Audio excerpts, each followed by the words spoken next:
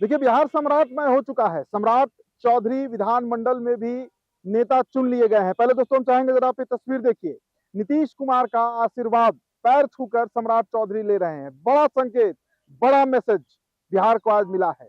नीतीश कुमार जो 21 सालों से बिहार में सत्तारूढ़ रहे, सत्ता के शीर्ष पर रहे, अंतोगत्वा उन्होंने इस्तीफा देकर विदाई ले लिया है। अब दिल्ली की तरफ प्रस्थान करने वाले हैं नीतीश कुमार। सम्राट चौधरी ने वो जंग जीता जिसमें पूरी भारतीय जनता पार्टी एक तरीके से कहिए उनके खिलाफत में थी। कोई भारतीय जनता पार्टी का जो कैडर है, नेता है, वोटर्स है, वो नहीं चाहते थे कि सम्राट मुख्यमंत्री बने। हम लगातार न्यूज 11 पर एक खबर आपको दिखा रहे थे, लेकिन सम्राट असल सम्राट है, ये बात बिहार की राजनीति में उन्होंने साबित करके दिखाया है। अमित शाह देश के गृह मंत्री, बीजेपी के चाणक्य कहे जाते हैं। पूरे देश में एक तरफ 16 राज्यों पर उनका कब्जा है, उनकी चलती है। जिसे चाहते हैं पर्ची निकलवा कर मुख्यमंत्री बना देते हैं।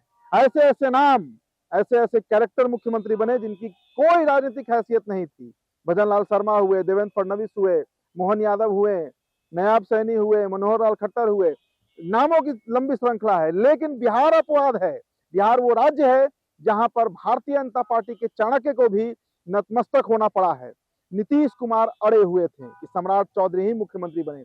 इस सम्राट चौधरी की आप राजनीतिक कौशलता कहिए, राजनीतिक उपलब्धि कहिए कि उन्होंने उस नीतीश कुमार को अपने साथ कर लिया, उस नीतीश कुमार को अपने बोतल में उतार लिया जो नीतीश कुमार किसी के सगे नहीं हुए। क्या आरसीपी सिंह, क्या डॉक्टर अरुण कुमार, क्या जॉर्ज फर्नांडिस या क्या प्रशांत किशोर, किसी के जो नीतीश नहीं हुए वो नीतीश सम्राट चौधरी के हो गए। और यहीं पर सम्राट चौधरी ने बाजी मार ली। देखिए, 5 मार्च जिस दिन राज्यसभा का नामांकन हुआ, उस दिन से लगातार चर्चा थी कि सम्राट चौधरी ही बनेंगे। हालांकि बीच में चर्चा जो है वो थोड़ा रुका था, कई नामों पर चर्चा होने लगी थी, लेकिन अंतोगत्वा भारतीय जनता पार्टी का जो शीर्ष नेतृत्व है, देखिए आरएसएस की खबर भी आपको हम लगातार बता रहे थे कि बीएल संतोष से लेकर त्रिपाठी जी से लेकर जो बड़े लीडर्स हैं, जो संगठन करता है आरएसएस के सब एक जुबान से कह रहे थे कि सम्राट चौधरी को नहीं बनाना है। संगठन के व्यक्ति को जिम्मेदारी दीजिए, कोई जाति का हो, संगठन का व्यक्ति होना चाहिए। लेकिन सारे गुणागणित जो है वो बिहार में आकर ध्वस्त हो गए। आज बीएल संतोष पटना पहुंचे थे निरीक्षण करने के लिए, शिवराज सिंह चौहान भी पटना पहुंचे थे, और तब भी अंतिम समय तक कयास लगाया जा रहा था कि जब तक पर्ची खुलेगा तब तक कुछ क्लियर नहीं होगा। पर्ची खुला ही नहीं, नाम तो दिल्ली से अनाउंस कर दिया गया था।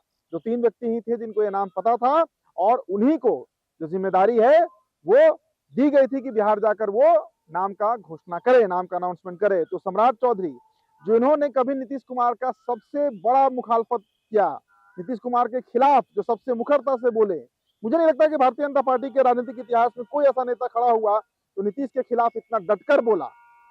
कोई नेता नहीं, वो सम्राट हुए जिन्होंने मुरेठा बांधा, जिन्होंने कस्में खाई कि जब तक नीतीश को गद्दी से उतारेंगे नहीं ये मुरेठा खुलेगा ही नहीं। लेकिन नीतीश गद्दी पर भी बने रहे और सम्राट का मुरेठा भी खुला।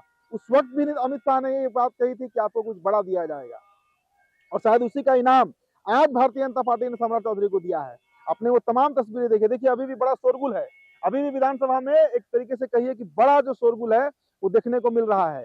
जय जयकार हो रहा है सम्राट चौधरी को कि आज सम्राट चौधरी आज बिहार के मुख्यमंत्री बने हैं। पटना में पोस्टर पाट दिया गया, पटना जश्न मना रहा है कि पहली बार 30 सालों के संघर्ष के बाद आज बीजेपी को अपना मुख्यमंत्री मिला। और बिहार वो दूसरा राज्य हो गया जहां पर एक गैर भाजपाई भारतीय जनता पार्टी का गद्दी संभालने वाला है। पहला आसाम था जहां हेमंता थे, और दूसरा सम्राट हुए जो बिहार से अब मुख्यमंत्री के पद पर दिखेंगे। तो ये बहुत बड़ी उपलब्धि मैं मानता हूं, एक राजनीतिक उपलब्धि जो है वो सम्राट का। और कई फैक्टर रहे जो सम्राट के साथ खड़े हुए। पहला तो फैक्टर जाति समीकरण, नीतीश कुमार का जो एक अपना वोट बेस है, जो एक अपना वोट बैंक है, ओबीसी ईबीसी यानी पिछड़ा अति पिछड़ा का वोट बैंक, वो साधने के लिए भारतीय जनता पार्टी ने सम्राट को आगे किया। दूसरा बड़ा फैक्टर कि नीतीश का सबसे बड़ा मुखालफत और सबसे करीबी दोनों भूमिका में आप देखिए तो सम्राट ही सम्राट आपको दिखते हैं। तो वो सम्राट चौधरी बिहार के अब मुख्यमंत्री बन गए हैं। सोचिए कि मुश्किल से 7-8 सालों का ये यात्रा है। 2017 में नित्यानंद राय के मार्फत सम्राट बीजेपी में एंट्री करते हैं, 2020 में एमएलसी बनते हैं, उसके बाद बिहार में जो है वो प्रदेश अध्यक्ष बना दिए जाते हैं। जब प्रदेश अध्यक्ष पद से हटते हैं तो तुरंत डिप्टी सीएम बनते हैं।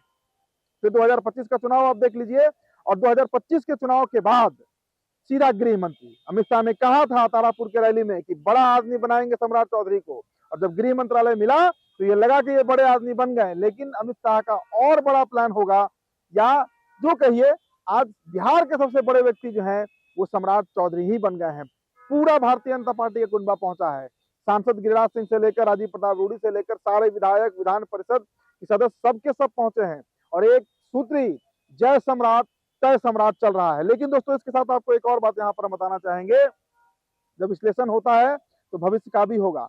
एक कांटों भरा ताज नीतीश कुमार सम्राट को सौंप कर जा रहे हैं।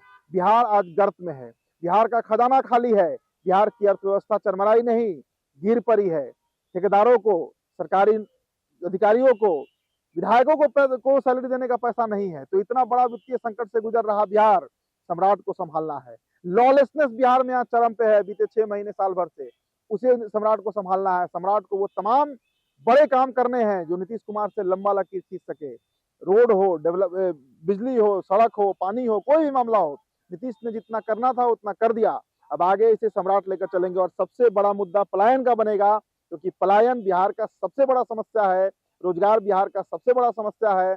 और जो आबादी जिस तरीके से बिहार की बढ़ी है, वो डेमोग्राफी को लेकर भी सम्राट को कुछ कड़े फैसले, कुछ बड़े फैसले लेने पड़ जा सकते हैं। जब तक इन्वेस्टमेंट नहीं आएगा, फैक्ट्रीज नहीं आएंगी, तब तक बिहार कहां से अग्रणी राज्य बनेगा। तो सारा फोकस इस वक्त सम्राट पर है, लेकिन एक कांटों भरा ताज सम्राट को मिला है। सम्राट उसका निर्वहन कितने अच्छे तरीके से करते हैं ये आने वाले दिनों में पता चलेगा। तो द न्यूज 11 की तरफ से भी जो बिहार के नए मुख्यमंत्री बने हैं उनको हम बधाई देना चाहेंगे और लगातार जो हमारा विश्लेषण है वो तो जारी रहेगा ही। फिलहाल दोस्तों इस खबर में इतना ही, बहुत बहुत शुक्रिया।